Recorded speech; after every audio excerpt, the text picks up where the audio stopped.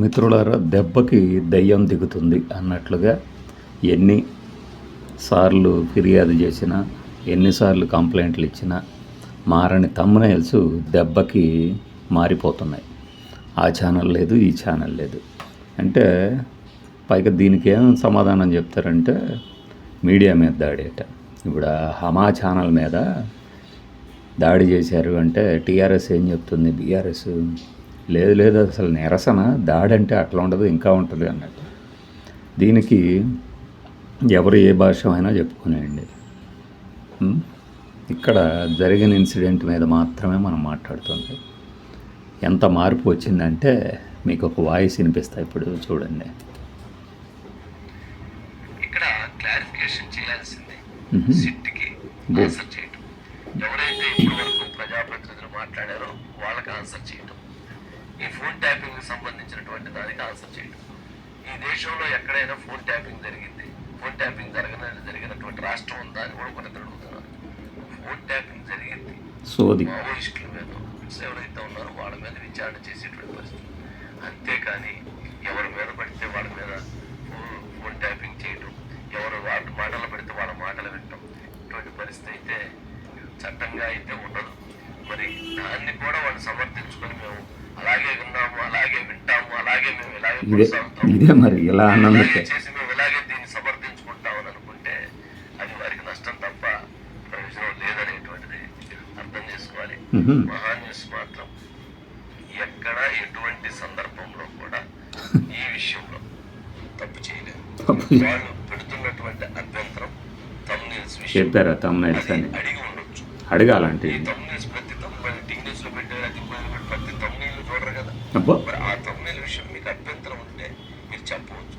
ఆ అభ్యంతరాన్ని మేము సరి చేయకపోతే లేక వాటి సంబంధించి మీకు క్లారిఫికేషన్ ఇవ్వకపోతే వీడట క్లారిటీ ఇస్తాడట, మారుస్తాడట. అంటే ఎలా పడితే అలా థంబ్నెయిల్స్ పెడతాము, అది మా హక్కు, ప్రతిదీ మేము చెక్ చేయం కదా అట. ఇక ఇంతకన్నా నిర్లక్ష్యం ఏముంటుంది. ఈయన ఈ చివరిలో ఒక ముక్తాయింపు కూడా సారీ చెప్పడానికి కూడా సిద్ధంగా ఉంటారట. అప్పుడు దానికి మీరు ప్రశ్నించేటువంటి అవకాశం, దానికి 100 మార్గాలు. ఈ మార్గం అయితే వాళ్ళు ఎంచుకున్న మార్గం అది వాళ్ళు అర్థం చేసుకోవాల్సిన బాధ్యత ఉంటుంది. అట్లాగే రాజకీయ పార్టీ వాళ్ళకు బాధ్యత ఉంటుంది.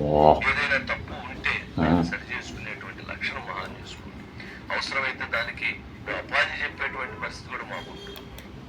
ఈయన అపాలజీ చెప్పే పరిస్థితి అట. ఇక ఇంతకన్నా దారుణమైన అసలు చాలా రోజుల క్రితమే చెప్పాము మనం, చాలా ఛానల్స్ చూడము, కామెడీ మిస్ అయినప్పుడు మాత్రమే చూస్తాము. ఇప్పుడు ఇంతకు మించిన కామెడీ ఏం కావాలి ఎవరికైనా? ఈయన ఫాలో అయ్యే వాళ్ళకి ఈయన మహానుభావుడు కావచ్చు. అంతెందుకు వీళ్ళు పెట్టి థంబ్నెయిల్స్ ఇందులో పనిచేసే సంస్థలో ఉన్నత స్థాయిలో ఉన్న వాళ్ళు కూడా చిత్కరించుకుంటూ ఉంటారు.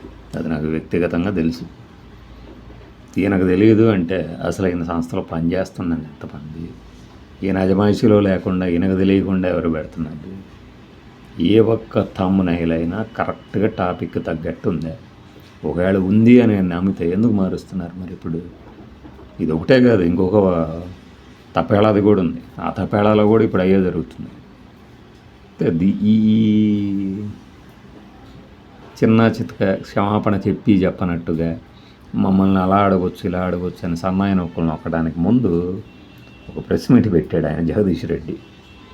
నేను ఈ ఇన్సిడెంట్ వరకు ఒక్కొక్కళ్ళు ఒక్కొక్కలాగా స్పందిస్తారు కాబట్టి ఆయన చెప్పింది మీకు వినిపిస్తా. కానీ ఆ అతివాద ధోరణి అనేది నేను సమర్థించను. కానీ ఆయన మాట్లాడుతున్న దాంట్లో లాజిక్ ఉన్నప్పుడు ఏం చేస్తాము? ఏమేం మాట్లాడాడో ఒకసారి వినండి. విన్న తర్వాత ఇది ఇప్పుడు మాకు అధికారం వచ్చేదాకా ఆగుతామని చెప్పట్లా, మాకు అది అసలు అవసరం లేదు కూడా అని అన్యాపదేశంగా వైఎస్ఆర్సీపీని ఉద్దేశించాను. కొంతమంది మన వాళ్ళు చెప్తా ఉన్నారు కూడా కదా, నేను జగన్ అంత మంచివాడిని అయితే కాదు అన్నారు కేసీఆర్ అని. అది నిజమో కాదు, ఊరక సోషల్ మీడియా పొక్కారో తెలియదు. కానీ ఇప్పుడు నిజంగా ఇట్లా కనుక జరుగుతుందా ఆంధ్రప్రదేశ్లో? ప్రతిపక్షం అసలు నరరూప రాక్షసులున్న పార్టీగా వర్ణిస్తున్నా కూడా ఎక్కడన్నా జరిగిందా ఇలాంటిది? ఆ బేరీజు వేసుకోకుండా మాట్లాడేవాడికి ఆ రంగు ఈ రంగు పూసేవాడిని ఏ రంగోడో మనకి ఈజీగానే అర్థమైపోతుంది కదా. ఈ జగదీష్ రెడ్డి మాటలు వినండి. ఆధారం లేకుండా ఎవడైనా ఇష్టం వచ్చిన పద్ధతుల్లో మేము ఇట్లా రాస్తాం ఇంకా కొనసాగిస్తామంటే మాత్రం ఎట్టి పరిస్థితులలో కూడా మా చర్యలు ఉంటాయి, అందులో సందేహం లేదు. మేము దాడేం చేయలేదే, ఇంకా మేము దాడేం చేయలేదే, పరిష్కారం చేసినాం. అయినా అసలు మీరు చేస్తున్న దాడి ముందట మీరు ఒక్క రాతతోని ఒక్క వాక్యంతోని ఎన్ని లక్షల హృదయాలను గాయపరుస్తున్నారు, ఎంతమంది మీద ఏం ఆధారంతో నువ్వు కేసీఆర్ పేరు కేటీఆర్ పేరు పెడుతున్నావు దీంట్లో? ఎవడన్నా మీకు ఎవరిని చెప్పిండా? కంప్లైంట్ ఇచ్చినోడు చెప్పిండా? ఎవరైనా ఏ పోలీస్ అధికారి అయినా విచారణ అధికారి అని చెప్పిండా? పుంకాలుగా ఎందుకు రాస్తున్నారు, ఎట్లా రాస్తున్నారు? దీనికి సమాధానం చెప్పు. చేసినట్టు ఏంటది? అది చిన్న పనిలాగా మీరు వచ్చి వివరణ ఇచ్చుకోవచ్చు. వీడు చేసిన పనికి మాలిన పనికి వివరణ ఇస్తారు, మాత్రమే మాట్లాడతారు. మేము మీడియా హౌస్ల గురించి అనలేదే, మేము మీడియా హౌస్ల జోలికి పోలేదే, ఎక్కడ మేము కబెల దగ్గరికే పోయినాం. నేను అది కూడా చెప్తాను, అప్పటిదాకా అవుతాను కూడా అంటలే నేను. ఏందో మాకు అధికారం వచ్చినాక నేను చేస్తాను కూడా అంటలే నేను. అదనమాట దెబ్బకి దెయ్యం దిగుతుంది అంటే అది. ఇంకా తెలంగాణలో ఉన్న యూట్యూబ్ ఛానల్స్ చాలా ఉన్నాయి, వాళ్ళైతే అసలు ఇక అడ్డు అదుపు లేదు, వేసి పడేస్తున్నారు. వాషింగ్ పౌడర్ నిర్మా అయిపోయింది ఒక దెబ్బకి అని చెప్పేసి. అది మరి ఉందాం, బాయ్.